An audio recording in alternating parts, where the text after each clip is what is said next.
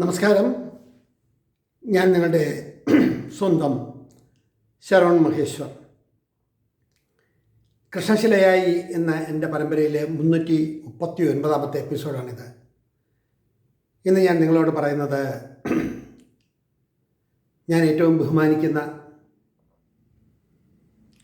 India കണ്ട മഹത് വ്യക്തിത്വങ്ങളിൽ ഒരാളെന്ന് ഞാൻ വിശ്വസിക്കുന്ന ഡോക്ടർ രാജു നാരായണസ്വാമി IAS കുറിച്ചിട്ടാണ്. അദ്ദേഹത്തെ കാണുന്നതും പരിചയപ്പെടുന്നതും സംസാരിക്കുന്നതും എൻ്റെ ജീവിതത്തിലെ ഒരു നല്ല മുഹൂർത്തത്തിനിടയിലാണ്. ഞാൻ താമസിക്കുന്ന കൊഞ്ചരവിളയിലെ റെസിഡൻസ് അസോസിയേഷൻ ഒരു എഴുത്തുകാരൻ എന്ന നിലയിൽ എന്നെ ആദരിക്കുമ്പോൾ എനിക്ക് അവാർഡ് നൽകിയതും രണ്ടു വാക്ക് സംസാരിച്ചതും ശ്രീ രാജു നാരായണസ്വാമി IAS ആണ്.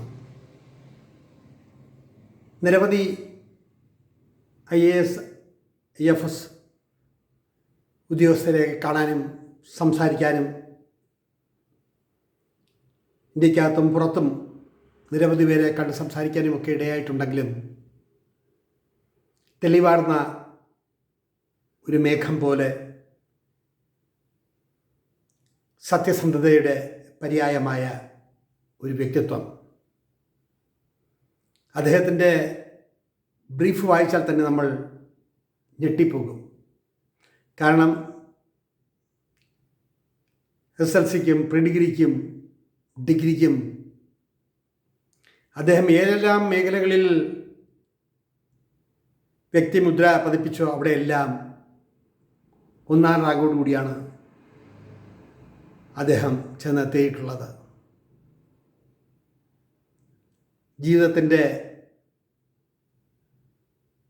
വഴിയിൽ സത്യസന്ധതയുടെ പര്യായമാണ് അദ്ദേഹം. ആ ഒരു മനുഷ്യൻ്റെ ജീവിതചര്യ ഇന്ന് ഇന്ത്യയിലുള്ള ഓരോരുത്തരും, ഓരോ വ്യക്തികളും, ഓരോ പ്രസ്ഥാനങ്ങളും കണ്ടുപഠിക്കേണ്ട ഒന്നാണ് എന്ന് എനിക്ക് പലപ്പോഴും തോന്നിയിട്ടുണ്ട്. അഴിമതിക്കെതിരെ, അനീതിക്കെതിരെ സത്യസന്ധമായ ഒരു ജീവിതം പുലർത്തുന്ന ഒരു വലിയ വ്യക്തിത്വം. അദ്ദേഹത്തെ എങ്ങനെ വിശേഷിപ്പിക്കണം എന്ന് എനിക്കറിയില്ലെങ്കിലും അദ്ദേഹത്തെക്കുറിച്ച് വളരെ വിശദമായ ഒരു ബ്രീഫ് അല്ലെങ്കിൽ ഒരു അവലോകനം ഞാൻ ഈ എപ്പിസോഡിൽ ചേർത്തിട്ടുണ്ട്. 1968 മെയ് 24 ചങ്ങനാശ്ശേരിയിലെ ഒരു സാധാരണ അധ്യാപക കുടുംബത്തിൽ ജനിച്ചു. IIT മദ്രാസിൽ നിന്ന് കമ്പ്യൂട്ടർ സയൻസിൽ 1ാം റാങ്കോടെ അദ്ദേഹം വിജയിച്ചു. അമേരിക്കയിലെ വിഖ്യാതമായ മസാച്യുസെറ്റ്സ് ഇൻസ്റ്റിറ്റ്യൂട്ട് ഓഫ് ടെക്നോളജിയിൽ MIT അദ്ദേഹത്തിന് ഉപരിപഠനത്തിന് ലഭിച്ച സ്കോളർഷിപ്പ് നിരസിച്ച് സിവിൽ സർവീസ് തിരഞ്ഞെടുത്ത അദ്ദേഹം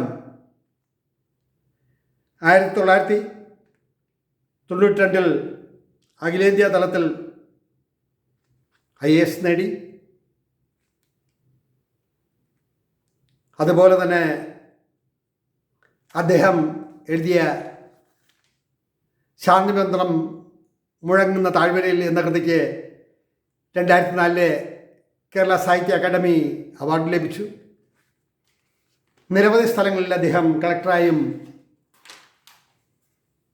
ഉന്നത വ്യവസായ മേഖലകളിൽ സെക്രട്ടറിയായും വകുപ്പ് അധ്യക്ഷനുമായും ഒക്കെ പ്രവർത്തിച്ചിട്ടുള്ള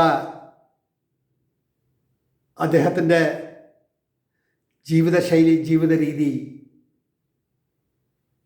അനുകരണീയമായ ഒന്നാണ് എന്ന് എടുത്തു പറയേണ്ടിയിരിക്കുന്നു. കരകളഞ്ഞ ഒരു മനുഷ്യസ്നേഹി, നിയമത്തിൻ്റെ അടഞ്ഞ പഴുതിലൂടെ ഒന്നും നേടിയെടുക്കാൻ ആഗ്രഹിക്കാത്ത ഒരു വലിയ വ്യക്തിത്വം. അദ്ദേഹത്തെക്കുറിച്ച് എത്ര പറഞ്ഞാലാണ് തീരുക? അദ്ദേഹത്തിൻ്റെ ഒരു പ്രസംഗം നിങ്ങൾ കേട്ടു നോക്കൂ. അറിവിൻ്റെ പര്യായമാണ്, വിനയത്തിൻ്റെ ഉന്നതിയിൽ വിഹരിക്കുന്ന ഒരു വ്യക്തിത്വം. ഇതുപോലെയുള്ള ഒരുപാട് പേർ ഈ സമൂഹത്തിൽ ഉണ്ടാവണം. എങ്കിൽ മാത്രമേ നമുക്ക് നമ്മുടെ കാഴ്ചപ്പാടുകൾക്ക്, സാധാരണ ജനങ്ങളുടെ ജീവിതചര്യകൾക്കെല്ലാം ഒരു മാറ്റം ഉണ്ടാകൂ എന്ന് ഞാൻ വിശ്വസിക്കുന്നു. കാലം എത്ര മാറിയാലും, കാലം എത്ര കഴിഞ്ഞാലും ഒരു സമൂഹത്തിൽ ഒരു വ്യക്തി വളരെയേറെ ആദരിക്കപ്പെടുന്നുവെങ്കിൽ, ഒരു വ്യക്തിയെ മറ്റുള്ളവരിൽ നിന്നും ഉയർത്തിക്കാട്ടുന്നുവെങ്കിൽ അദ്ദേഹം നമ്മുടെ രാജ്യത്തിൻ്റെ സ്വത്താണ് എന്ന് നമുക്ക് പറയേണ്ടി വരും. എനിക്ക് എഴുത്തിൻ്റെ മേഖലയിൽ കിട്ടിയ ഒരു അവാർഡ് സ്വീകരിക്കുന്ന ആ ചടങ്ങിൽ ഒരു 1.5 മണിക്കൂർ അദ്ദേഹം സ്റ്റേജിലുണ്ടായിരുന്നു. സ്റ്റേജിൽ വെച്ച് അദ്ദേഹവുമായി വളരെ കുറച്ചേ സംസാരിച്ചിട്ടുള്ളൂ. പിന്നീട് അദ്ദേഹത്തിൻ്റെ നിരവധി പ്രസംഗങ്ങൾ കേൾക്കാനും അദ്ദേഹത്തെക്കുറിച്ച് കൂടുതൽ അറിയാനുമൊക്കെ ഞാൻ ഒരുപാട് ശ്രമങ്ങൾ നടത്തി. ശരിക്കും മനസ്സുകൊണ്ടും ശരീരം കൊണ്ടും ആദരവ് കൊടുക്കേണ്ട ഒരു വലിയ വ്യക്തിത്വം. എന്താണ് ഇങ്ങനെ ഒരു രീതി, ഇങ്ങനൊരു ചിന്ത എന്ന് ചോദിച്ചാൽ, ജീവിച്ച ജീവിതാനുഭവങ്ങൾ കൊണ്ടായിരിക്കാം. അതുപോലെ മനുഷ്യരുടെ നന്മയെ ഉദ്ദേശിച്ചുണ്ടാവാം. അങ്ങനെ നിരവധി മേഖലകളിൽ സ്തുത്യർഹമായ സേവനം കാഴ്ചവെച്ചിട്ടുള്ള രാജു നാരായണസ്വാമി IAS കുറിച്ച് എത്ര പ്രകീർത്തിച്ചാലും മതിയാവില്ല എന്നതാണ് എൻ്റെ പക്ഷം. എൻ്റെ വ്യക്തിപരമായിട്ടുള്ള ഒരു കാര്യങ്ങൾക്കും അദ്ദേഹത്തോടോ അദ്ദേഹത്തെ പോലുള്ളവരോടോ ഞാനൊന്നും ഉന്നയിച്ചിട്ടില്ല. പക്ഷേ ഓരോ വ്യക്തികളും അദ്ദേഹത്തെക്കുറിച്ച് പറയുന്നത് കേൾക്കുമ്പോൾ നമ്മുടെ മനസ്സ് സന്തോഷം കൊണ്ട് തുള്ളിച്ചാടും.